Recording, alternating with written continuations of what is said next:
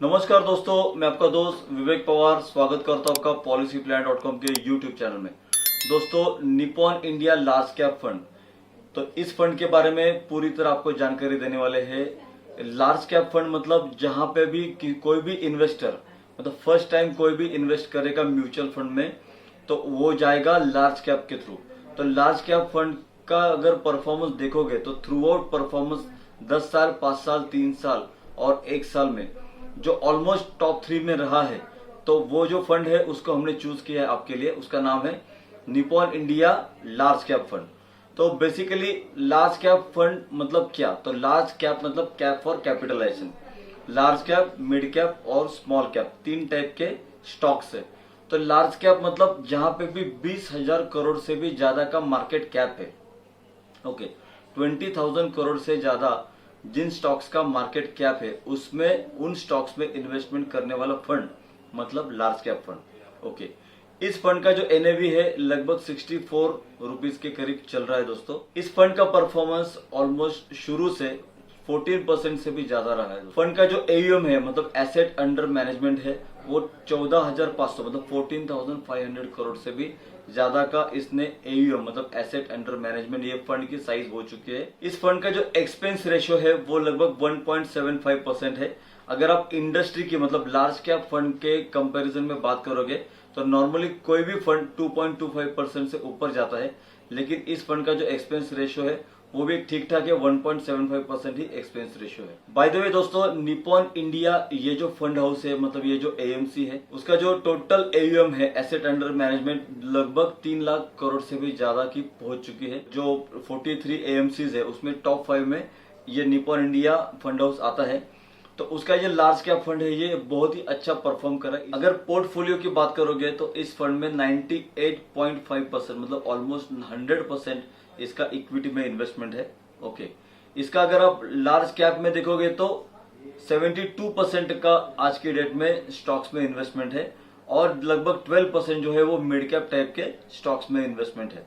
Okay, इसके बाद अगर आपके टॉप 10 होल्डिंग्स अगर आप देखते हो तो सभी अच्छे स्टॉक्स इन्होंने चूज किए हैं, उसके बारे में भी हम लोग यहाँ पे डिस्कस करते हैं।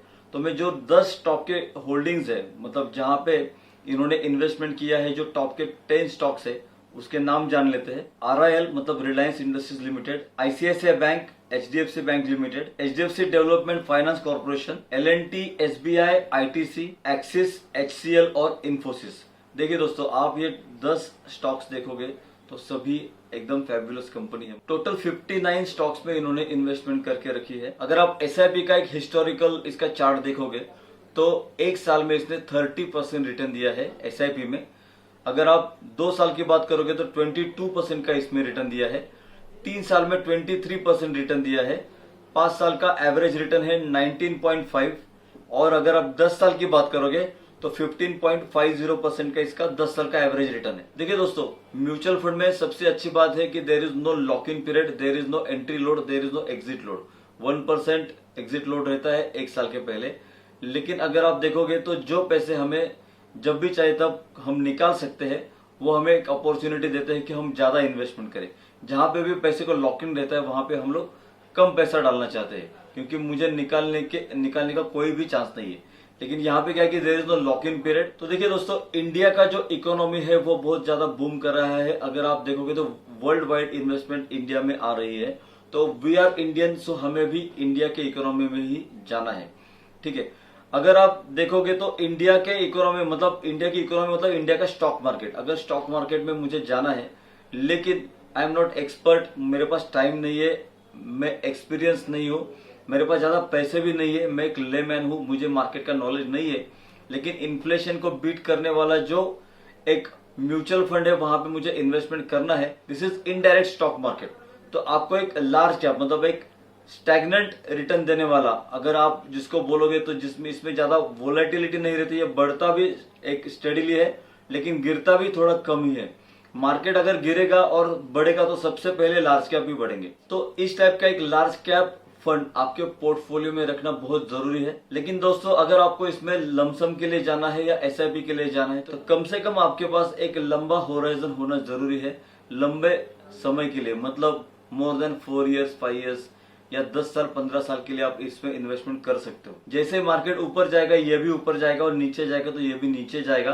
तो capital is not protected, but long term में आपको इसमें अच्छे रिटर्न मिलेंगे। मतलब हिस्ट्री देखकर हम फ्यूचर जो है वो प्रेडिक्ट कर सकते हैं। तो दोस्तों इस वीडियो में हमने जान लिया कि इसमें कौन कौन से स्टॉक्स है, ओके, इसका परफॉर्मेंस कैसा है, इसका फंड साइज क्या है, इसका एनएवी भी लगभग 64 रुपीज ही है। और एक लार्ज कैप फंड जो है वो एक बिगिनर के लिए या जो भी इन्वेस्टमेंट कर रहा है म्यूचुअल फंड में, उसको सबसे पहले अपने पोर्टफोलियो में रखना है एक लार्ज कैप फंड। तो जितने भी लार्ज कैप फंड है उसका अगर आप कंपैरिजन करोगे तो ये भी फंड आपको जरूर अच्छा दिखेगा। अगर आपको Nippon India large cap fund में इन्वेस्ट करना हो तो हमारा फॉर्च्यून एमएफ ऐप जो है वो आप डाउनलोड कर सकते हैं। तो ऑनलाइन इन्वेस्टमेंट भी होगी उसमें, बाइंग सेलिंग भी उसमें पॉसिबल है। दूसरी बात, वहां पे हम लोग 1 to 1 आपसे बात करके आपको एक पर्सनलाइज फाइनेंशियल गाइडेंस भी देंगे। आपको जैसा सुटेबल है वैसा आपको पोर्टफोलियो डिजाइन करके देंगे। तो जरूर कॉल कीजिए दिए गए नंबर पे दोस्तों। और अगर आपको हमारे वीडियोस अच्छे लगते हो तो अपने दोस्तों के साथ लाइक शेयर कीजिए, चैनल को सब्सक्राइब करना ना भूलिए दोस्तों। तो मिलते हैं अगले वीडियो में। आपका कीमती समय देने के लिए धन्यवाद।